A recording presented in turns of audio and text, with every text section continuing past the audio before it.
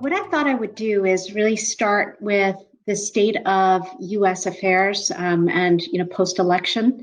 I'm sure many of you are curious about the election, what it means, what's really happening. I've been following the international news and realized that there's quite a bit of disinformation out there. So to the extent I can set the stage with reality from a person living in the U.S. and engaged, I will do so. Just to add to a little bit of background, strange as it may seem, prior to my being in cybersecurity, I actually studied political science when I was at university and spent many years at the U.S. House of Representatives working as a legislative affairs person. And so my first career was actually in government. And I think it's very important to understand the political influence of what's happening within the various nation states on the cybersecurity field, because there's a very practical reality that manifests itself. And so let me start by talking a little bit about the election, where we are, what's happening, what's going to happen next. And I'm going to do so by talking, and forgive me for those of you who are familiar with how this works, I'm going to give you just a bit of tutorial on how the American system works. But the American system, it is not a popular democracy in that when an individual runs for president, the person with the most votes, the popular majority, wins. It's not how it works in the states. Within the states, we have, obviously we have three branches of government. We have the executive branch, the presidency. The legislative branch is two parts. Think about it much like the British system, where we have the Senate. And what happens in the states is each of the states has 2 senators. So 50 states, that means we have 100 senators. And then in the House of Representatives is where we have representatives which are allocated based on the census or the population that is defined every 11 years through a census cycle. And then we also have a judicial branch. Now, with the way elections work within the United States is when we go to vote for a president, what we're really doing is we're voting for an elector. And the way it works is there's something called the College of Electors, and each state is given the same number of electors as they have representatives. So for instance, if I live in the state of Arizona, Arizona has 11 representatives in the U.S. House of Representatives. And so therefore I have 11 electors. And what happens is when Biden and Trump are running against each other in the state of Arizona, for instance, what you're really running for is those 11 electors. And so if you win the popular vote in the state, those electors are then go to the College of Electors and they certify the results, and whomever gets the most electors during this process wins the election. Now, what's a little funny about where we are right now is that Biden has won the popular vote. And theoretically, based on what we're seeing within each of the states, he has enough electoral votes to become the president. Now, President Trump has not yet ceded the election. There are certain questions that are being raised about the vote in certain states. So the question of whether those electors are going to go for Biden or go for Trump is still up in the air. It has to go through the judicial system before it can be finally certified and closed. That is expected to take place sometime in the beginning of the middle of June. Of December. God help us if it's June. In December. So by the middle of December, we should have the final results. and we should have, declared that Biden becomes the president of the United States. Now, what does that mean from a cybersecurity side, and more generally from a technology perspective? Let me just take a step back and say that I've working in the cyber field, and as Haya mentioned, I've had the opportunity to start and sell a number of technology companies. I've worked at IBM and been a chief security officer buying technologies. I've had the opportunity to run a services business. And so I've seen, what is it that drives the marketplace? What is it that drives individuals to buy, sell companies, to buy, sell products, et cetera? And it's very simple. The reason why a chief security officer, like myself, would buy a technology to solve a security problem is largely because there's been a crisis. Something bad has happened, ransomware attack, whatever the case may be. I'll buy a technology to solve the problem. Or second, I have to react to a new compliance requirement. Now, I want to emphasize the importance of compliance on driving the security market. It is critically important.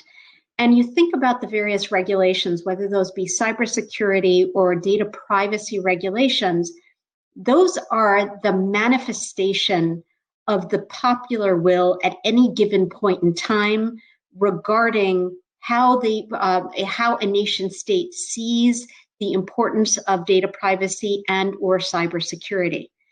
And so what we've seen over the past years as Trump became president, and we've seen a lot of more autocratic maneuvering on the world stage, is we've seen a move toward techno-nationalism. And as Haya was describing, techno-nationalism is tied to the perceived economic and social stability of a particular state. And so what we have seen over the past years is a number of nation states have moved away from what we would say is international cooperation in the field of cybersecurity and privacy, and have begun defining cybersecurity and privacy regulations that will drive data to be localized, hosted within country, as well as for technology to be sourced within country, or otherwise to have certain requirements in and around the sort of the supply chain and the acquisition of technologies within the context of that supply chain. Now, what we expect with the Biden administration is that is going to change. So let me take you through some of the priorities that we expect to see as part of the Biden administration. I'm going to touch on some themes that are non-cyber specific because it just, I'm sure you have some curiosity about it. If you look at the Biden administration's priorities from top to bottom, the number one priority that he has is allowing us to evolve our approach to the COVID-19 pandemic. That is the number one priority. As you have probably seen in the popular press, President Trump does not believe that the COVID is an issue. He has pushed back against closed lockdowns. He's pushed back against masks. He's pushed back against social distancing. I think we've all seen what the reaction to that has been. The United States is suffering, quite a bit. We have I think just overnight, we had a 70% increase in the number of cases. We've had a 40% increase in the number of deaths. This is escalating. And so the number one priority for the US right now is going to be getting our arms around this issue. What we can expect to see is travel restrictions, et cetera, in and around the United States and the US markets as we get our arms around this. The second big focus topic for Biden is going to be on climate change. Climate change is a core tenet of the Biden platform, and he has expressed that U.S. is going to be a global leader in the space. He's indicated that he's going to seek to tackle these environmental issues in a multilateral fashion, not only rejoining the Paris Agreement, but leading major diplomatic pushes to raise the ambitions of countries on climate targets. What does this mean from a technology perspective?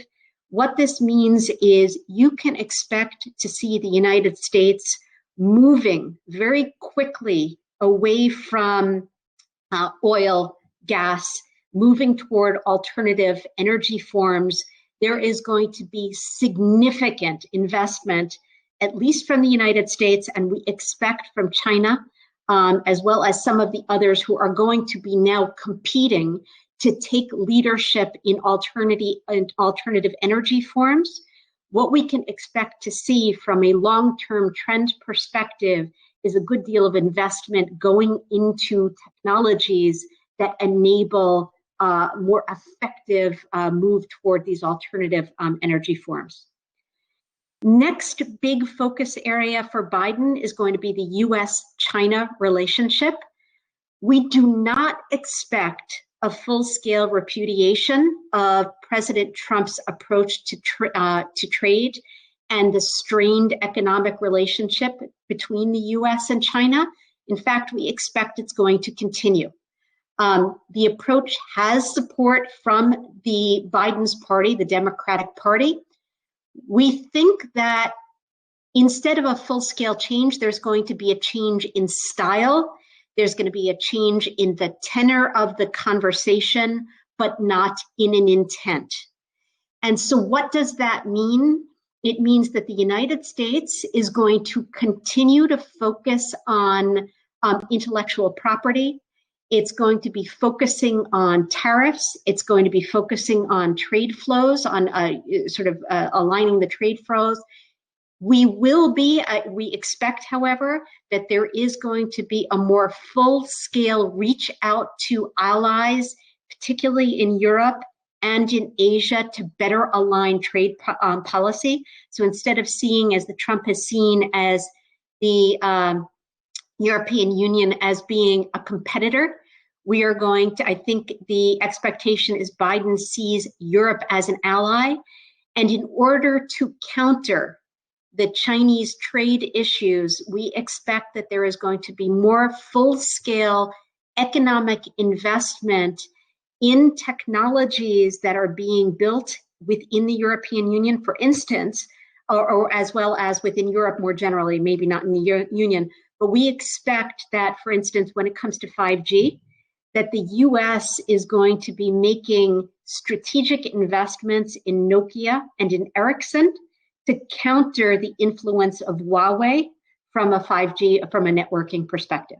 So what, again, we should be expecting to see from a reaction to the trade issues with China is a deepening relationship with the European Union, further investment in technologies being developed out of the European Union in order to counter some of the IP concerns that the US has. What we're also going to see more generally in sort of the field of technology competition is that, you know, Biden feels that the US has fallen behind, very notably, in addition to 5G and wireless, is in AI. I mentioned clean energy, quantum computing, et cetera. So the expectation is that Biden is going to start a program of Buy American or Source American or source from the allies from the US government. So there is going to be some requirements in and around how the US government sources technologies to bring into its organization. The last thing that I just want to touch on very quickly is on the question of attestation. This is also going to be an area that is going to drive sort of technology and I think cybersecurity more specifically. One of the things that we are beginning to see from the US government is more of a focus on corporations within the United States, and we expect under the Biden administration that this is going to be fast-tracked, is that corporations are going to be expected, as they are expected to review and attest to the legitimacy of their financial reporting, they are also going to be required, and for failure to require, there's going to be financial issues, penalties, et cetera. They are going to be required to attest to the integrity and capability of the cybersecurity and privacy controls that have been implemented within organizations. Now, one of the important things to recognize, and this is probably the biggest thing that's going to drive cyber and privacy, sort of in the mid to long term. In the US, over the past 4 years, there has been a massive push toward deregulation, which means that many of the states have developed their own independent requirements vis-a-vis cybersecurity and privacy. And we've also seen that our approach, the US approach, is not consistent with what's happening within the European Union and others. And so therefore, what the US government is doing, we expect that the US government is going to do is begin to scoop up all of those various regulations and is going to be pushing for national legislation in and around cybersecurity and privacy, such that these pressures to develop attestation around integrity of the controls, that there's something to go off of. So what does that mean? What that means is that over the course of, figure the next 4 to 10 years, what we are going to see is more focus on developing regulation and standards, frameworks that are going to be used, and the US is going to be pushing these internationally in order that large-scale organizations, particularly in critical infrastructure, have the opportunity to effectively attest to the legitimacy of the controls that are being implemented. Now, that's all good news for the cybersecurity privacy field. What I expect we're going to see is a lot more funding on the innovation side. There's going to be a lot more, frankly, I think there'll be hopefully a less techno-nationalism. I think we're still going to see a trend toward data localization. We're going to begin to see blocks like the European Union and North America working together on cybersecurity privacy legislation. So I think there's still going to be some, effort to protect the nation state, but I do think we are going to see more international collaboration. I think that long term that bodes well for cybersecurity. Because the fragmentation and complexity that has been driven through this techno-nationalist trend is actually very negative, for any given corporation, because trying to navigate that complexity is very difficult. Now, I've probably gone over time, and so I want to stop here. And Haya, if you'd like to jump in. Absolutely. So, Kris, I get from your talk that we are now friends again. And that is super great news, because we were so worried in Germany and we were watching the news. And I must say, I forgot to congratulate you because it was so daunting that entire week. It was not official. And I don't know, is this official now? Is this a final result, or can it change still? No, it's unofficially official. December 14th. That's why I decided not to touch the topic. December 14th, it will be certified. I think it is 99.999% sure that Biden will be the president. So I don't want to tell you, but a friend of mine in 2016 told me the chance that Trump will be elected is zero. Is zero. So 99.9% is more than a zero. And no, 0.1% is more than a zero. And yeah, no. We wait until December. Yeah, no, the practical problem, and this is what's not being reported, but it's the practical issue is that the Trump campaign is in debt right now, and so they're using this as an opportunity. And I know this is very cynical, but this is reality. They're using the question about the election results to take in money to fund the campaigns and to fund the repayment of the campaigns. That plus we have some local races that still haven't been decided, which sort of go to whether the Senate is going to go Republican or Democrat. But suffice to say, there's no question about the results of the election. Biden won.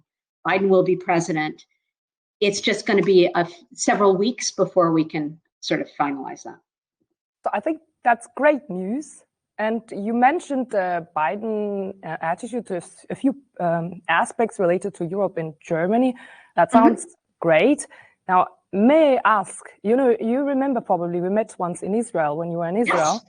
Yeah. And right. And so during Obama administration, Biden was in Israel in 2012 and he visited Tel Aviv University actually. Okay. So what is the change that is going to be on US-Israel relationship if Biden really stays? That is unclear. I think, I'll be honest, I think that there isn't going to be much of a change. To be honest, I think that the how people are looking, from a tea leaves perspective, there has been, yes, there has been a lot of support for the sort of the positive changes that are happening, with the relationship with the UAE and the relationships with other, some of the other Arabic nations. I don't think, and while I am not by any means an expert, at least the briefings that we've received is there's not going to be a real whole-scale change in the policies and the approach. Thank you so much for this super exciting and interesting impulse keynote. Now we are going to take questions from the audience. Here's one question. You named some key areas and technologies such as space, green energy, 5G, etc., and more collaboration. So is there going to be a broader market for security solutions for non-American cyber companies? I think so. I think this is particularly out of the European Union. It's interesting because we just the US just implemented a new regulation for procurement purposes. It's called CFIUS. If anybody wanted to look it up, it's CFIUS. And what it guides is procurement rules for American corporations that are considered to be critical infrastructure, as well as for technology companies who can sell in or sell from the United States. And it defines, sort of the rules and the organizations from whom we can procure technology. They have to have appropriate investment vehicles. So we have to be able to, in the United States, trust that the investors are aligned with the US interests. We have to make sure that the technologies are being sourced from countries and entities that are trusted by the United States. Within the Biden administration, because the European Union now becomes part of the umbrella, what that means is it widens the scope of who can sell into, who can invest into the US market, as well as from where we can procure. So I do think that, long term, this is going to be a huge benefit because there is significant trust between US corporations, particularly when it comes to cyber and privacy, more so privacy than anything else, about the, sort of that relationship. So I do think it heralds a positive trend. Mm-hmm. Do you think there is now a way for real data privacy in the US with the Privacy Shield issue? Not until there's a national law. I do think that that's going to happen. I think that if you take a look at what's the definition of privacy that's coming out of California, Realize, and let me just take a step back. People don't realize this. The US, as a citizen of the United States, I don't have the right to privacy. Doesn't exist. That just doesn't exist. Because of the US sort of experience, the national security experience that we've had, particularly 9/11 was incredibly impactful for us. There has always been sort of this balance between privacy and national security. And the Patriot Act, which many of you have heard about, which allows for the government to require different organizations like telecoms to monitor and to proactively report on suspicious events like illegitimate financial transactions, et cetera, that bias has taken hold. So in the United States, as a citizen, I only have certain pieces of my data by law that need to be protected. My healthcare data and my banking data, that's it. Otherwise, I don't have that human right.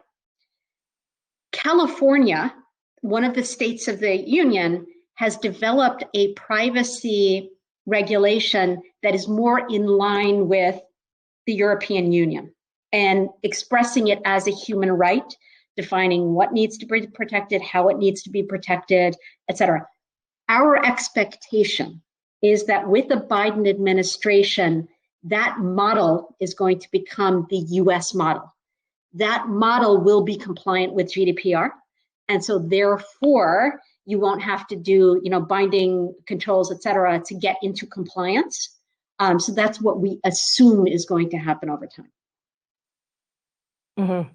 So actually, there is an executive order which was already, I think, signed during Obama time, during Obama administration, which allows security agencies in the United States to eavesdrop on foreign traffic in the US and on US traffic in foreign internet traffic, on foreign ground. And I forgot the number of this executive order. I think it's 22344, maybe. I can check if you're interested. Do you know something about it? What do you think about this? Or you don't comment about this? Well, it has to do with privacy. Yeah, I'm not, again,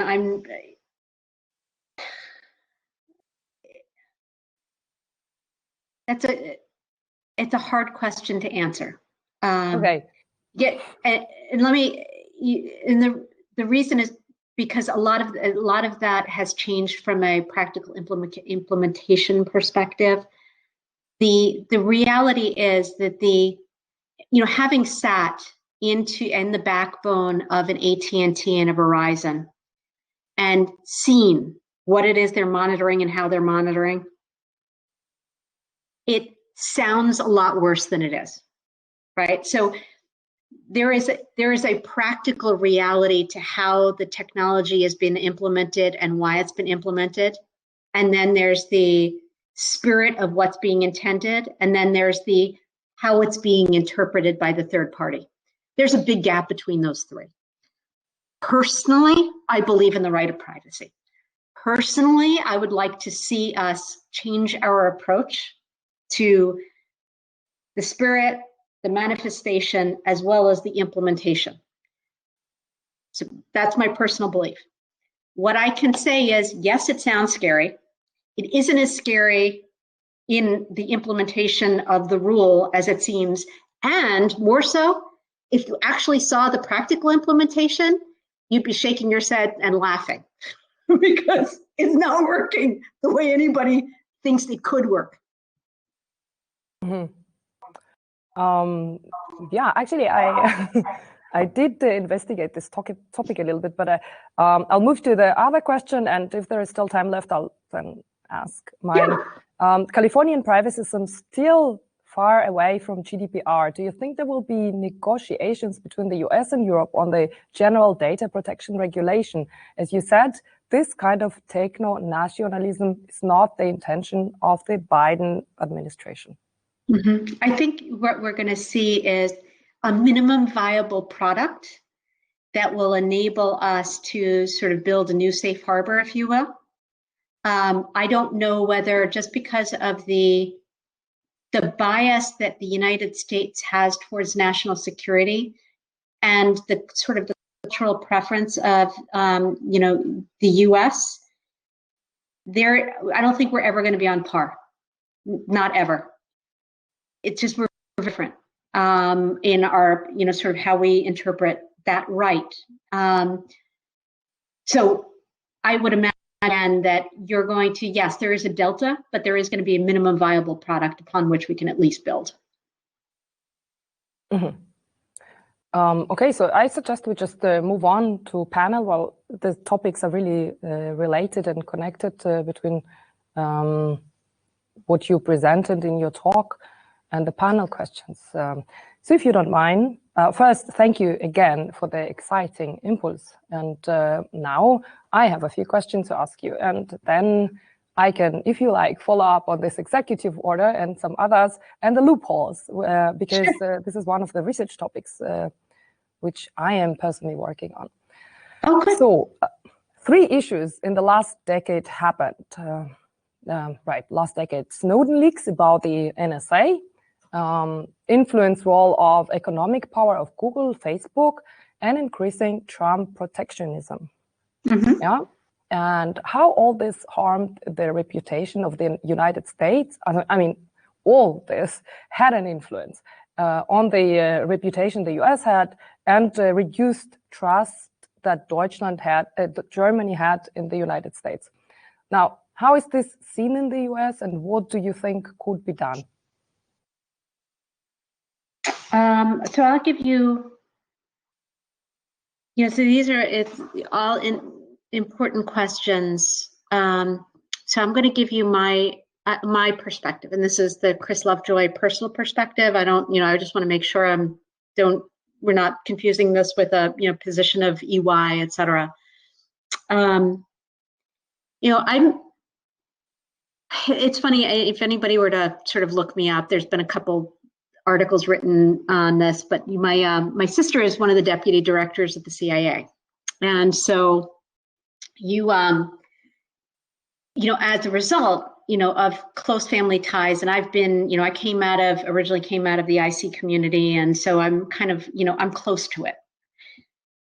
There was, if you were to ask members of the IC community about Snowden, there's, what's hard about it is that on one hand, what he did and the, sort of the issues that he raised, they were legitimate issues. They needed to be aired, and they needed to be communicated, and they needed to be acted on.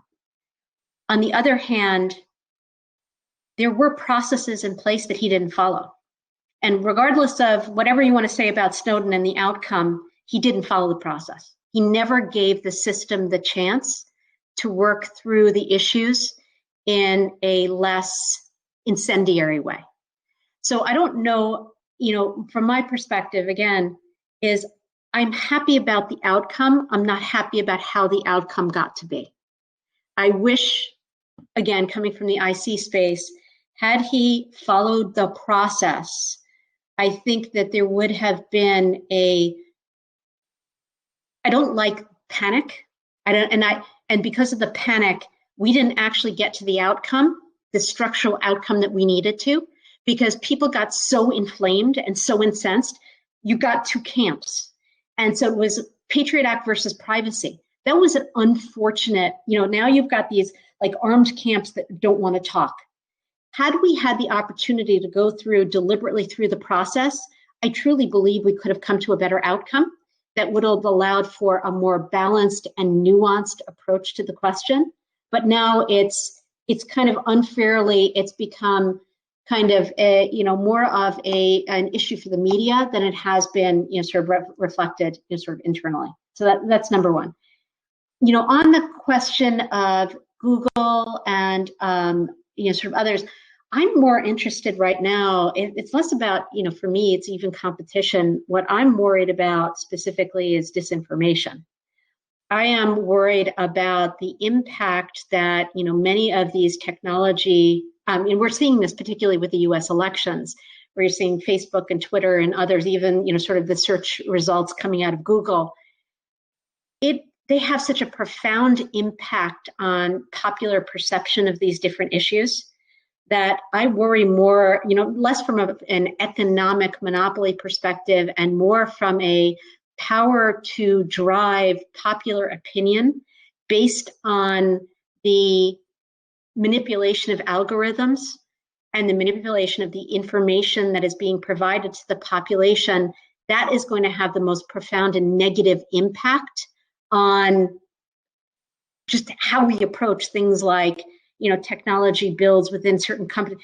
It's just, that to me is a problem. And I don't think we have a good answer for that. And that to me, I think that Europe has done a fairly good job with the councils and the sort of the approaches that it's taking to removing disinformation. We don't have that in the United States.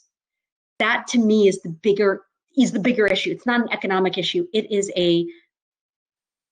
is a societal issue that needs to be addressed. Now, on the third topic that you mentioned, which is I'm sorry, what was the third one? It was the increasing Trump's protectionism. That one, yeah. Then, as I mentioned, I do believe that is going to, I think, Biden still believes in, and keep in mind, we are working through this is an economic downturn that is, significant. We've got 20% of Americans are out of jobs right now. There is hidden unemployment. That's significant. So we've got to, each nation state is going to be driving local acquisition simply by virtue of the fact that they want to get their populations to work, right? So there is it's not just a, sort of a nationalistic trend to, build locally for, national security reasons. Obviously, those are issues that have to be addressed, but there's also a very practical economic benefit to driving local procurement. So I do think that regardless of whatever the sort of the willingness to collaborate internationally is, there is going to be local, and this isn't just a US thing, there are going to be local drives to build and procure locally just because of the economic climate that we're in. So over time, as the economic, sort of situation gets better and we begin to see more international collaboration, I believe that sort of the trend toward techno-nationalism is going to decrease in so much as you're going to see blocks like, again, European Union and the United States working together, as well as some of the, the APAC region, like, in Oceania, Australia, et cetera, being part of this block. So I think you're going to begin to see East versus West, sort of Russia, China versus, or Russia, China, and the Western, European, Australian kind of organizations working together. But it's almost like a tripartite system. That's my assumption as to what's going to happen. We have one question from the audience. Doesn't that trend to local procurement contradicts initiatives such as the CFIUS? Well, the CFIUS right now does require that what happens is if you're a critical infrastructure entity, there are certain rules about what you can procure and from whom you can procure it. And, sort of like I could not buy, if I'm I'm a corporation that's I'm doing, sort of pharmaceutical research, I'm considered critical infrastructure. I wouldn't be able to buy, technologies from China unless I were to get authorization. I could not buy from a startup that was majority funded by China unless I were to get authorization. Now, what that infers is that I would rather buy from an authorized agency, particularly in the US. Post-Trump, it will be US, Australia, Western Europe will be sort of acceptable within that particular mindset. So what I would say is that the economic drive toward buying locally is actually in line with the CFIUS protections. The intention of both is a little bit different, but the manifestation is going to be the same. When you addressed Snowden, you talked about the two camps. Did you talk about within the US or US and Europe? It's really within the US. If you talk to, people within the US, there's is it, you talk about encryption. It's a very simple question. You know that there is unfortunately, we've had this experience, and it's not just, we're seeing a huge rise in, in white nationalists. And so this is essentially fascist organizations. And they're armed militias, and it's very scary. Now, let's say that there is going to be an armed militia that's going to march into one of the state capitals, and this happened recently, and wanted to, kidnap one of our governors. Now, let's say that the only way we were going to figure out the plans were to monitor some of the communication, identify potential attacks against public figures, and to be able to, sort of monitor decrypted traffic. That's one, versus these organizations have a right to assembly, they have a right to speech, they can do whatever they want, and all of their conversations are private. Now, where do you land on that? So now in the United States, having had the experience of 9/11, which was so profound for us, you have to realize that there's a wide, to look at it, sort of the Biden people are very kind of pro-privacy. You've got the Trump people that are very pro-national security. You've got that bias. And when you talk to Americans, they're kind of in that camp, right? Protect me versus protect my rights. It's a very different, there's no right answer to that. Mm-hmm. So actually, in Israel, I guess that there's tension or trade-off between privacy and security is also different than in Europe, and people are willing to sacrifice privacy much more to have security. Right. Although in Corona times, during the start of, since the beginning of Corona, some of the technologies started being applied on the citizens to trace citizens which were infected or came in contact with others. So there are two sides to this. All, of course, security is very important, but it's not trivial to address this, I guess, tension correctly. No. I agree with what you're saying. Yeah, I'm just saying that there are two sides to this aspect. Oh, absolutely. And we've done some studies on the consumer perception of privacy post-COVID to see if there's been any change. And what we're seeing is it's very national. So in the United States, it is very interesting because most people are very altruistic, and so much they'd say, yes, I believe 60% of Americans would say, I believe that we should be sharing data with public sector to track and trace for COVID. Then you ask the Americans, have you done it yourself, or would you give your own data or your children's data? 20% of them would say yes. The other 80% would say, heck no, I don't trust the government. Okay, so there's the paradox. Like, I want you to do it, but I'm not going to do it myself. Now, if you go over to China, it's like 80% of people would say, yes, I need to provide the data, and 60% would say, yes, I trust the government. So it's a very, the paradox in some of the Western nations like US is pretty acute. Yeah, that's true. But maybe that also has something to do with the fact that if they say no, they will have their hands chopped off. I don't know. just a suggestion, maybe. But I agree with you. I know. And no, like I said, I know that this is also a significant trade-off which is being now discussed in Israel. And there is like a first effort to establish some privacy governance, which looks how the data is being handled and etc. So yeah, it's a complex topic. There is no single answer. I have two last questions. I think we are close to finishing, if that's okay. One question: from the audience, how does techno-nationalism actually affect collaboration in a global scientific community, and how does that impact digital sovereignty? Will we be working together in science, and will we aim to create digital sovereignty on the economic level? This is a fantastic question, and probably a bigger question than we have time to answer. But to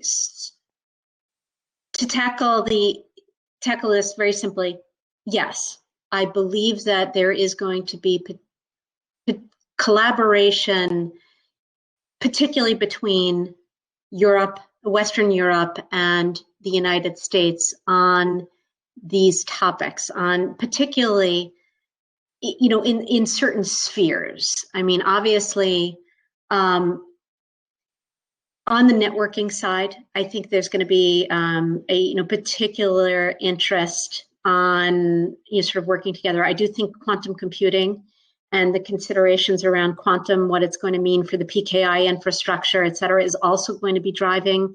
I'm beginning to see more and more conversations on that. So the kind of the 5G wireless meets quantum computing, I think that's going to drive a lot of the collaboration, the scientific and the research collaboration. I think it also has downstream impacts towards data localization. I do think that, sort of in the minds of these nation states, they are sort of considering, what does this mean? How does it work? Of course, the economic climate is going to kind of always act as kind of the foundation for any of these conversations. So the better the economic climate, I think the more we're going to see collaboration. The worse the climate, the more we're going to see more of an insular, build it ourselves kind of approach. So again, the question for me is, how fast can we get our arms around COVID so that we can have a better economic climate, so that we can more effectively collaborate, so that we can create more of a trusted relationship and think about less about data sovereignty and think more about the implementation of privacy in cross-national ways. Mm-hmm. Yeah, interesting question and answer. Now, I have last question for you. And especially assuming that you have sources with the CIA, probably you know the answer. Do you think Trump really, the Russians really influenced the elections in 2016 and helped Trump get elected? Or do you think he would have been elected anyway? This question is actually because it was really surprising to see how much support there is for Trump within the US. He was, I think, 71 million people voted for him. So the question is, maybe everyone assumed, at least here, that he got elected with the help of Russia. And do you think it was really so? So do I think that the Russians interfered with the election running disinformation campaigns? Yes. Clearly. Do I think they gave him the platform upon which he could win? I think that my personal belief, honestly, is that the exposure of the Clinton emails and the sort of when they hacked Podesta and they hacked so they got the trove of emails from Clinton. I know for a fact, you don't have to ask me how, but I know for a fact that that was sourced from Eastern Europe, that the impact was profound. My perception, my suspicion is it Although led there was to, nothing wrong in the emails. There was nothing that was really so severe that should have resulted in that. It was just the publicity. It was the disinformation campaign and the timing of the drop that led to, what happened is there was Clinton was just not a popular candidate. She had a lot of baggage. There's also, some issues about, we're a very male-dominated country. You look at our, representatives, they're white male. It's just the way it is. And so I think there was sort of I don't like Clinton. Trump is really funny. He's kind of like this reality TV guy. I'm just going to vote against, she's not going to, she's going to win anyway. So, this is going to be a protest vote. So I think there was a bit of that disinformation campaign led people to vote in a different way. And so what you see, interestingly, when you see the results of the election today, and I was just reading, there was an article that came out, I think it was in the Times today, where they were doing sort of an election analysis. What you'd say is that the people that voted for Trump that really liked him, post-election, he brought out sort of those visceral feelings, so they like him even more. the people in the middle that were kind of not voting for him, but voting against Clinton really don't like him. Right? So they moved to the left. So he brought out sort of the instincts of the worst in us. That's my personal belief. And I do think that the disinformation campaign tied to the Clinton drop was the reason. But again, this is me talking. This is not, I'm no way reflecting the perspectives of EY. This is me. But yes, the Russians were involved in disinformation campaign. It's not to say there weren't other nation states involved. I mean, there were, but they had a very large hand in sort of manipulating the results. But Israel did nothing. Not saying that. Okay, I just, so how come he got so many votes this time? Because this is a very scary world. Did he get help this time as well? Or do you think the reality is?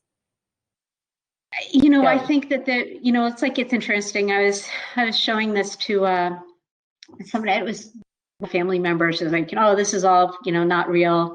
And I showed them, in my local neighborhood, there was a Black Lives Matter sort of a march that, a group organized. If you studied sort of who organized it, it was actually a white nationalist group. And at the same time, they called for a white nationalist fascist march. Same time, same place, same location. And what they were trying to do was create conflict. So we called it out, we found it, we knew who, it was an Eastern European source that had set it up. But that's what's happening, is there's a sort of a dynamic. There are people out there that want to create the sense that, the cities are unsafe places.